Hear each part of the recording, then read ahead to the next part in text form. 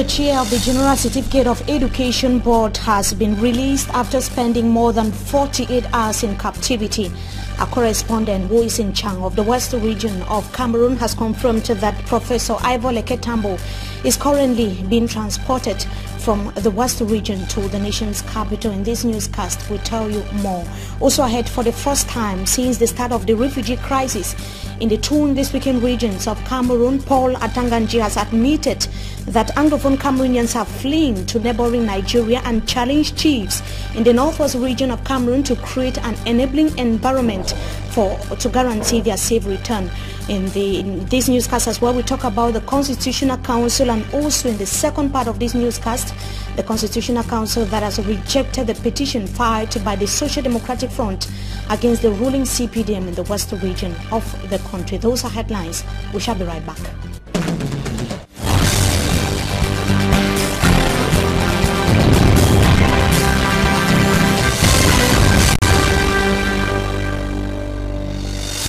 Good evening to you, ladies and gentlemen. We thank you so much for joining us in this edition of the Primetime Newscast on Equinox Television. We talked to you earlier about the release of Professor Ivor Leketambo, but before we come back to that, let us take you to the locality of Fontem in the southwest region of Cameroon to talk about the inaccessible nature of the road networks and lack of electricity supply in that part of the country. That are some of the problems faced by the people of Eso-Ata village, that is a subdivision in the southwest region of Cameroon. The paramount ruler has joined his voice to that of the people or his subjects to call on the government's attention to their needs.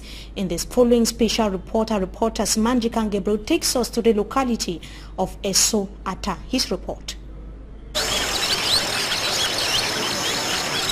Eso-Ata is one of the villages that makes up the Foreke Aso clan in Fontem subdivision, Lebialem division of the southwest region.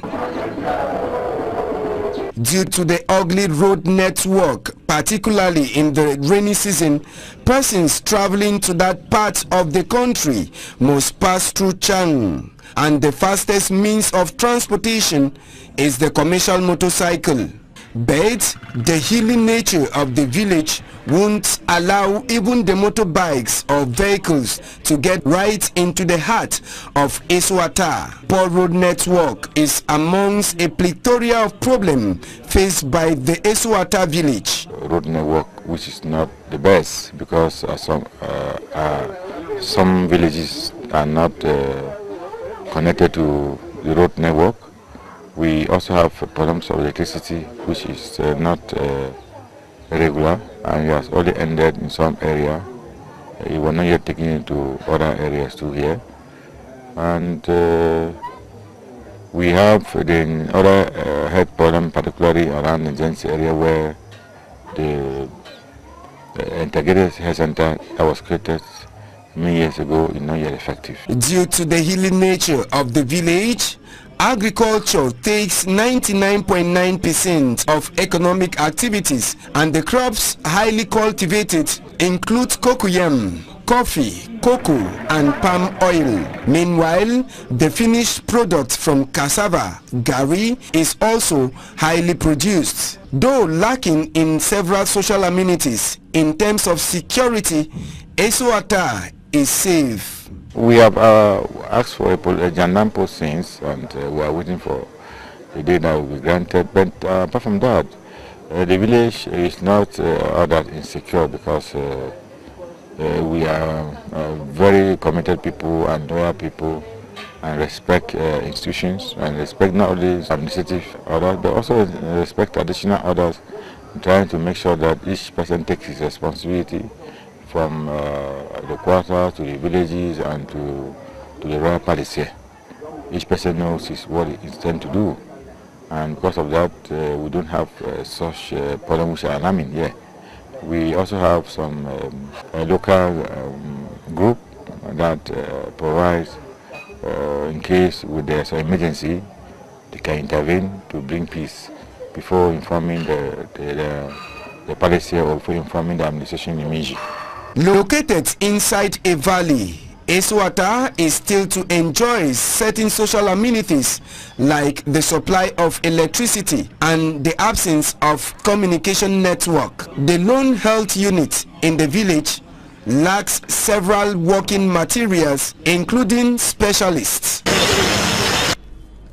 That is Martin Jikan Gabriel. They're presenting the situation in that locality of Fontem in the southwest region of Cameroon. Now, he was the last to be picked up, but first to regain his freedom. As far as the series of kidnappings in Anglophone Cameroon is concerned, Professor Ivor Leket Tambo's whereabouts has remained unknown for more than 2 days, has been released. The chair of the General Certificate of Education Board was released today after he spent more than 48 hours in captivity. He was picked up, that was in the locality of Alouin Lebialem of the southwest region of Cameroon, by some yet to be identified individuals. He was heading to the said locality accompanied by some administrative authorities to take part in a ceremony that was aimed at celebrating the nomination or the appointment of Paul Tazong as the Minister Delegate at the Ministry of Economy, Planning and Regional Development. We have information from our correspondent who is in Chang, Leclerc Chakem. He has indicated that Professor Ivor Leket Tambo is on his way from the west region to the nation's capital, Yaoundé. We are still to have official information as far as the situation is concerned. We have our ears on the ground. We would be keeping you updated as soon as we are informed. And relating to the recent development, we would be recounting the series of events that led to the kidnapping of the chair of the General Certificate of Education Board. We begin first of all with the atmosphere that reigned in Lebialem on that Saturday morning when he was picked up and several other individuals vandalized as a result, or vehicles vandalized as a result of the situation in Lebialem on Saturday morning. Calm has returned to Lebialem. It is more than several hours after the incident occurred. The locality of Alouin Lebialem of the southwest region of Cameroon was almost transformed into a battleground Saturday as students and administrators were heading to that part of the southwest region of the country to take part in the ceremony that was to be chaired by local administrative authorities. Let's have the details in the following report. This was on February 13th in Buya when Professor Ivor Leket Tambo was taking over the command baton as chair of the General Certificate of Education Board following his appointment on January 19th, 2018. I urge you, as the primary ambassador of this locality, to sensitize your brothers and sisters to go to school so as to emulate your example and even occupy more prestigious positions in the future, knowing fully well that children are not going to school in Lebialem. Ivor Leket Tambo was described by the then Minister of Secondary Education as an educational ambassador to the people of Lebialem, where there has been massive boycott of classes like other parts of Anglophone Cameroon for more than 17 months. The former Secretary General, the Minister of Secondary Education, was on his way to Lebialem on Saturday, March 17th, alongside other education and local authorities when he was picked up by unknown individuals. The 67-year-old hails from Lebialem division of the southwest region. He is the third official from the English-speaking part of Cameroon kidnapped in less than 2 months. Before his disappearance, the government has been multiplying strategies to uncover the whereabouts of the Dio for Batibo subdivision, who hails from Mundemba, Indian, and the delegate of social affairs, who is a native of Belu in Boyo division of the northwest region of Cameroon. And that was the situation. We now continue to talk about the kidnapping of Professor Ivor Leket Tambo. The government reportedly paid a ransom to secure his release this Monday, the 19th of March, more than 48 hours after he was picked up in the locality of Lebialem in the southwest region of Cameroon on that fateful Saturday morning. It was a chaotic atmosphere. There was equally a gun battle in that part of the country, a difficult situation for reporters who were even on the ground, as we see in the following report. This is what it took for the survivors of the gun battle in Alu subdivision when the chair of the General Certificate of Education Board was being picked up.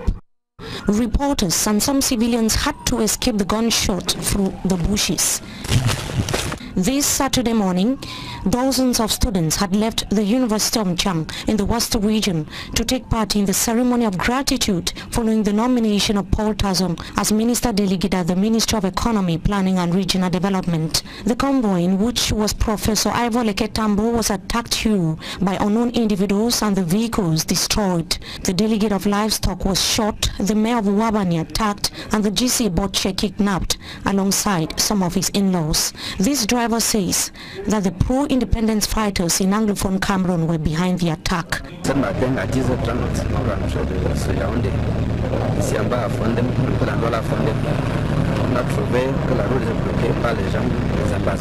At press time, the whereabouts of Professor Ivor Leketambo was unknown.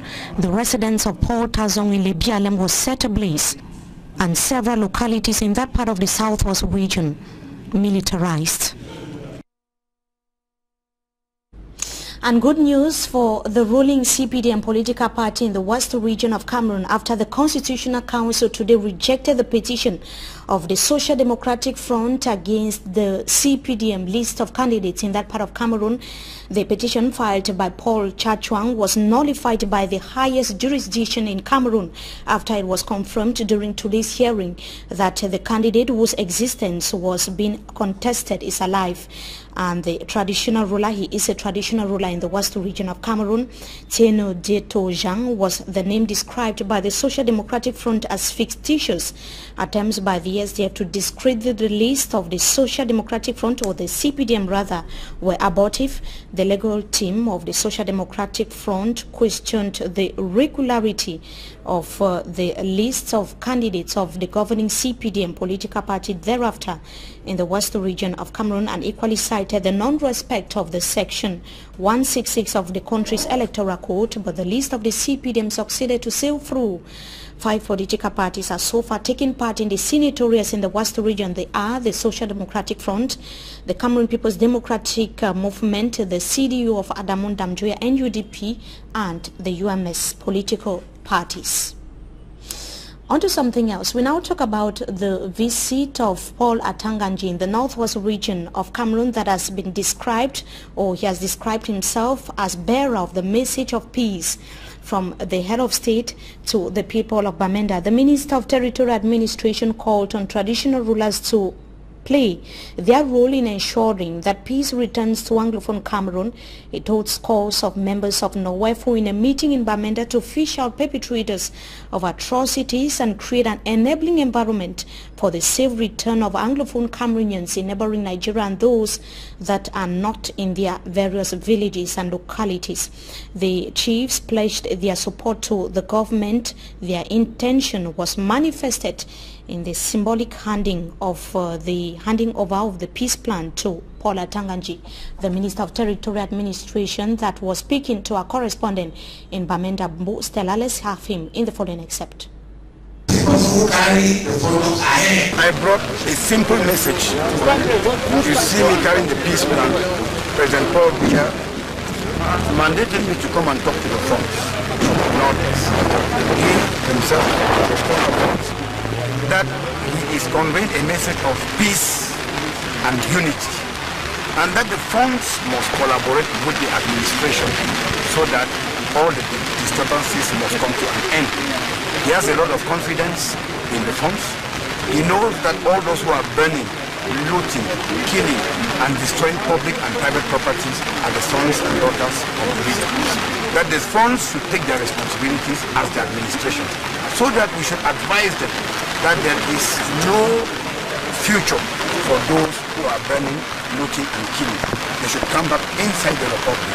If they have differences, we help them to solve their differences. That is the main message. It's a message of peace and responsibility, because the state has the responsibility to protect people and their property. And the funds have mandated me again to go and tell the head of state that they have accepted the message. They will work for peace and unity. And even that the children who are in the bushes, they will tell them to come back and work for the interest of the nation. Many security. And it should be noted that clergymen in Bamenda described their exchange with the Minister of Territorial Administration as satisfactory. They were urged to pray for peace in the two Anglophone regions of the country hit by socio-political unrest for more than 1 year now. One of the clergymen that discussed with the Minister of Territorial Administration is the Auxiliary Bishop of Bamenda, Reverend Father Michael Bibi. He was speaking to our correspondent in Bamenda. Let's hear him in the following excerpt. We've had a discussion with him, and he has said in his Northwest region he's come for one thing, to ask us to pray that peace should return back to the Northwest region, and that his wishes is that our brothers and sisters who for one reason or the other have left their homes and some of them are in the neighboring countries, that they should all come back so that we can see how we can work towards having a lasting peace in our country. Our prayer and wishes that things should come back to normal, and that the difficulties that we are going through in the North and Southwest region should be resolved. Yes, one of the proposals that we made to him, we actually called on him to talk with the head of state so that there can actually be that inclusive dialogue that we have all been talking about. That even if you have your children who are secessionists, your children who are terrorists, they are still your children. And that we can be able to have concrete ways in which we can bring everybody to the table, find out what their difficulties and grievances are. The ones that we can handle, we handle. The ones that we cannot handle immediately, we can postpone to another time. Those people who are trying to... That is the Auxiliary Bishop of Bamenda. They're prescribing genuine dialogue as the way out of the current socio-political crisis rocking the two Anglophone regions of Cameroon. Now, the problems faced by teachers and students of GCHS Makak, it is a locality in the Nyong-Ankele division of the Central region of Cameroon, have been presented to the Senior Divisional Officer for Nyong-Ankele division. It was during an open door day, as our reporter Emerencia Konlak tells us in the following report. Officials of the Government Technical High School, Makak, in the Nyong-Ankele division, on the occasion of this open door day, cited some of the challenges plaguing the institution. The principal of the institution, in his address, expressed the need for the school to be furnished with updated equipment. According to him, the equipment at the disposal of the students is slowing down their output. Another problem raised by the principal and the students of the Government Technical High School, Makak, is constant power cut. During this open door day, the over 400 students exhibited their know-how in the production of chairs, tables, beds, dresses and other gadgets. The SDO for Nyong-Ankele division praised the efforts of the students and prescribed continuous hard work. The open door day is an annual tradition respected in the institution, during which talents are projected to the outside world. That brings us to the end of this first segment of the news. Up next is Talking Points. Stay with us.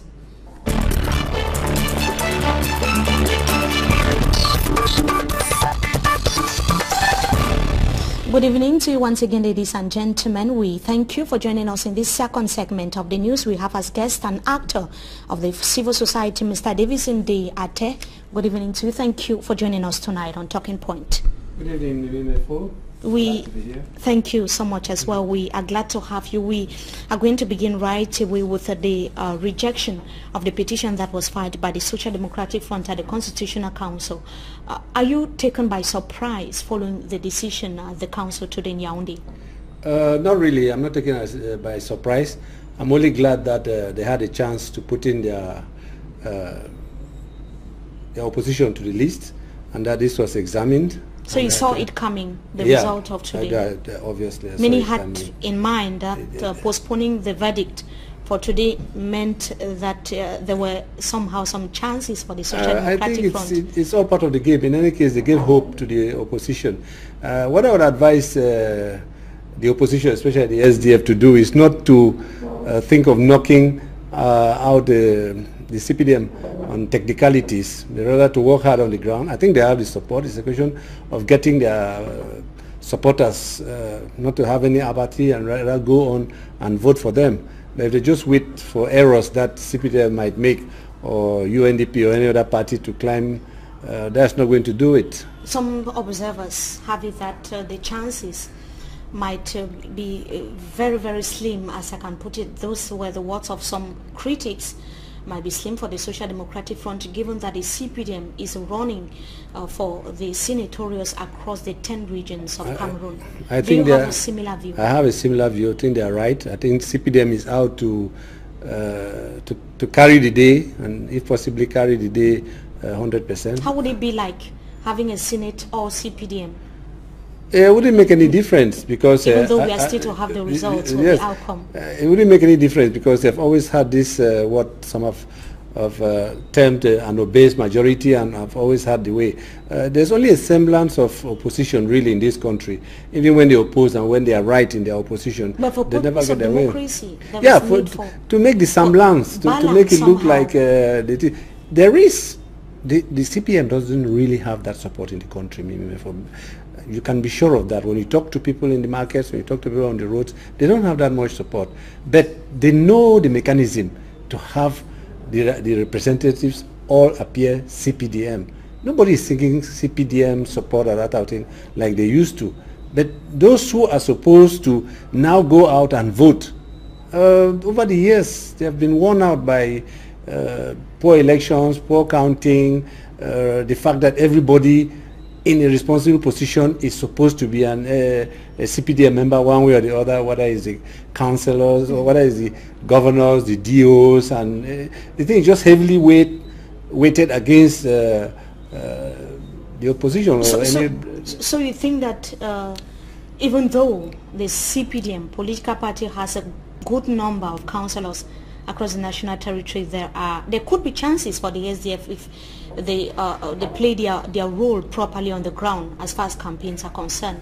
Unless the CPDM decide to let them have some seats like they did the last time, there's no chance. I won't be surprised if they got virtually It was only possible when the files of the CPDM were rejected in the Adama one, also in the West regions. Exactly. But it's not the case this time. It's not the case this time, because they virtually control so many councils, and if it's the councillors voting, unless they have been given some kind of instructions, look, here we want 1 or 2 SDF or UNDP, so you vote like this, you vote like that, which I'm sure they are never that kind to do.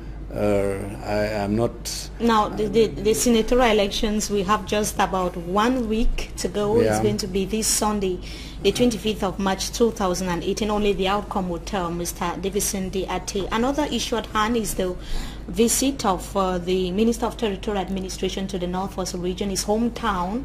It is the first time he's visiting since he became Minister of Territorial Administration in Cameroon. Globally, what could be your evaluation? He held talks with businessmen, chiefs, especially members of NOWEFU, actors of the civil society, and even opposition leaders and administrators. What could be your evaluation after his tour in the Northwest region? My evaluation is positive, given the circumstances, given the person. But it also goes back to the fact that the head of state doesn't understand the Anglophone. If he does understand them, he doesn't love them, because of all the Anglophones that could have been chosen to head this ministry, Atanga Paul Nji is the least qualified. Maybe the president, in their mutual love for each other, said, okay, you said there's no problem there, go and find out if there's a problem there. He was welcomed by the people, chiefs, there's a lot of we're pretense. Very satisfied with the exchange with the Minister of Territorial Administration. There's a lot of pretense. And then these people who are named, these people whose daily bread depends on the establishment, depends on the one man, they have no choice. They have no choice. And the people their anger has not got to that point where they would say, look, if you support this, you are going to get this. It's getting to it. And we're beginning to see it largely. So all the people are doing is, okay, I'll support him, I'll get my whatever is coming to me. And that's why you see chiefs, all sorts of people, they're fighting, they're crawling to become senators, to be seen in the camera supporting Atanganji, because at the end of the day, you in town who is opposed and who think that's not right, what would you have to give these chiefs? At the end of the day, they need fuel for their cars, but they need big cars. He told the chiefs that they have the role to bring peace and security in their respective localities. They are like the people's representatives in all their villages. That is what they are. That is what they are considered to be. But how do you get this peace? Through dialogue, through talking to each other, through listening to what the people want. We're in a democracy. A democracy, it's a rule by the people, for the people, and of the people. It is not the way the French understand it, where once a leader, a president has been elected, he just passes out decrees, gives us edicts, and people just follow. It is clear that the Anglophone man in this country, that is people west of the Mongo, want a participative democracy where we discuss things. If we discuss things and they want things to go the way it is now, I'm sure everybody will line up. The chiefs will be the first to tell the people that, look, this is what has been decided, this is what has been voted. But when you come and tell them that this is what has been ordered from Yaoundé, when they've done this for 50 years and everybody has seen that it has not worked, that is not to their benefit, that they are suffering, that they're being maltreated, they're being marginalized. And even when they complain, they are sent soldiers to kick, imprison, maim, rape, and do all sorts of things. It's not going to work. The problem is very simple. Listen to the people. Like the auxiliary bishop of Bamenda indicated that the dialogue should be inclusive, including completely all the actors and even the extremists. Let all the voices be heard. Do you think that the government of Cameroon has this view as far as the concept or the much talked about dialogue is concerned? No, they don't have this view. They're not going to have it so long as we have the present setup. The present dispensation doesn't allow for it. Their only belief is force. Is you obey or you walk. And I'm afraid, I don't want to be a doomsayer, but I think we're in for a long, rough time. Another interesting aspect of his visit to Bamenda, for the first time that we are hearing an administrator in Cameroon, government minister, talking about the refugee crisis and those that have been displaced from their various villages, localities, towns to other safer localities or out of the country. What do you have to say about that? Well, it's high time.